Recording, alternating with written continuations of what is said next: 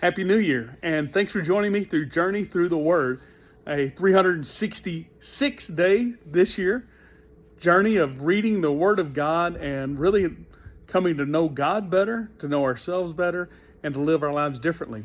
If you've joined me today, if not, go ahead and jump on the app and read Genesis chapter 1, 2, and 3. That's the reading for today. And some of the things that you'll notice, the things that stood out to me is that in the beginning, and the words are familiar, but really stop and think about it. Read it like it's the very first time you've read it. And you don't know how everything began. You don't know if this has always been or if it's new. And in the beginning, God created the heavens and the earth. And so when everything that you and I know by our five senses, when it all started, this very place that we live and everything we know had a beginning. But before it began, God was always already there. He has always been there. He is eternal.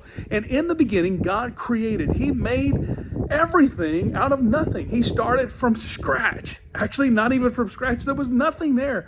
God created everything. And one of the things I want to encourage you to notice is the activity of God. God spoke, God said, God said, God said.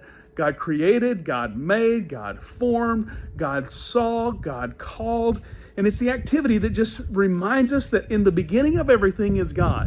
And so at the beginning of this year, I'm really grateful that you've joined me on this. Or if you've not, I want to encourage you to go ahead and make this part of your journey, part of your commitment for the year, that everything begins with God. That life's not about us, that we're not big enough for life to be about us, that it came from God and it's moving towards God. And so everything begins with God, and God creates everything. And most important, you'll notice there in the middle of chapter 1 that God said, let us make man in our own image and in our likeness. And so God created man in his own image. In the image of God, he created him, male and female, he created them. And it's the most important thing about you. It's the most important thing about me. It's the most important thing about everyone is we're created in the image of God. That's where our value comes from. It's not from all the things that sometimes we think, the kind of clothes you wear, the kind of car you drive, the house you live in, the friends that you have, the amount of money you have, the things that you're able to do. Those things are great. They're enjoyable. They can be. But that's not what gives our lives meaning and value and purpose.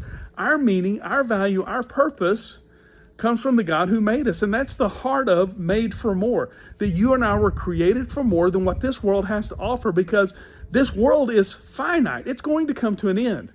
But you and I are going to live forever because we are created in the image of God who always has been and always will be. One of the other things you'll notice is that in chapter 3, we don't live in a closed world. There's an enemy. There are things that are fighting. There is a creature that is fighting to steal life. And the way he does that is he twists what God said. He questions what God says, and he denies what God said. And if you and I will be very careful to listen to God, to not allow what he says to be twisted, to not question it ourselves or to receive the questions from others. And if we'll be sure to build our lives on truth, we'll avoid the problems that come when we sin, when we break the command of God. Thanks for joining me on this journey, and I hope today's an encouragement to you to keep on reading. And if you want more information, please reach out to me. Have a great day.